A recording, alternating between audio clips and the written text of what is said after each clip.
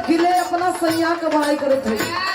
दूगो सखी बाड़ी, एगो सखी करिए सखी ए अब मान लो भैया इजा तो ना कोई हमार सखी वाले दीवान भैया ना कोनो सखा हो, लेकिन ई गीत के भावा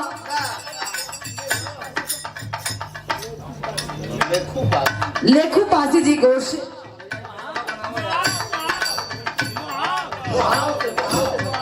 मोहाव के धरती से भैया को से लेखू पासी जी को से एक हमें पुरस्कार आया है कोट से वंदन स्वागत।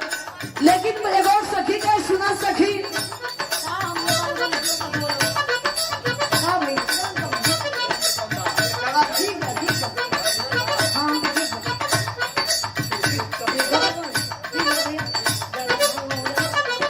जब हमार चले तो तुहार कम हो गए चाहिए, जब हम चुप हो तो रोन दे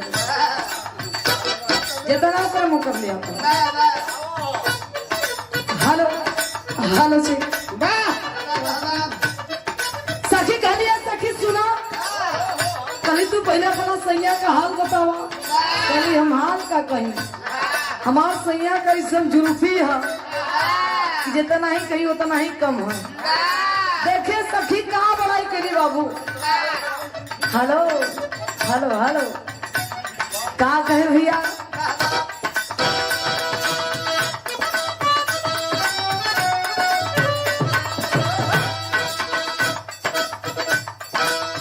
उड़ेला फर फर बहे पूरा भैया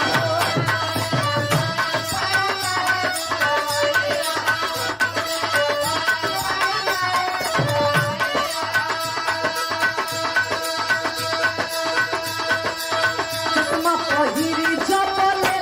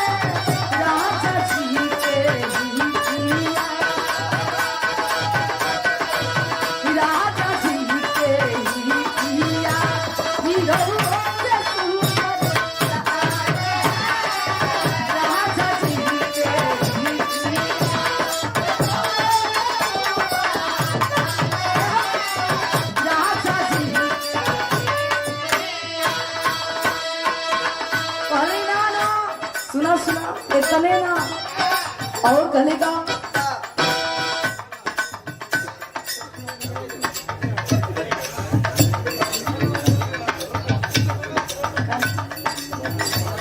आप देखे ब्रह्म सम्मानित बबुरी की धरती से डॉक्टर विनय कुमार जी की ओर से एक से पुरस्कार आया है। कोट कोट से वंदन स्वागत। आपका डॉक्टर साहब जी का बड़ा फायदा हुई कोरोना काल में। धन्य डॉक्टर साहब जी जो हर प्रकार को सम्मान देते हैं। तमाम पंचों को बहुत नमस्कार प्राण है। कहे तकिले सुना और कलिका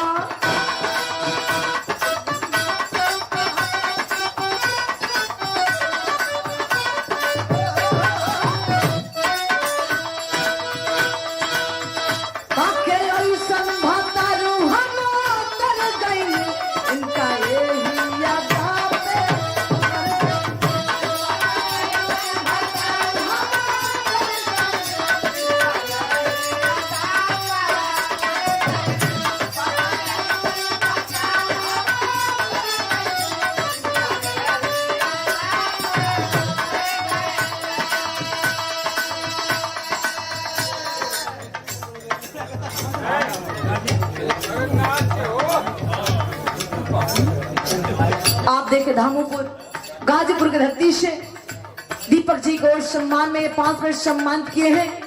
कलाकार को मनोबल को आगे बढ़ाए, आप हौसला दिए सम्मान में दीपक जी। कोट कोट से वंदन स्वागत।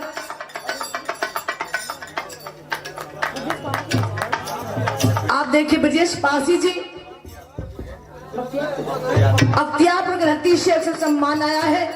विदेश भैया कोट कोट से वंदन स्वागत है। और दीपक जी हमारे 5 बजे का सम्मानित किए हैं।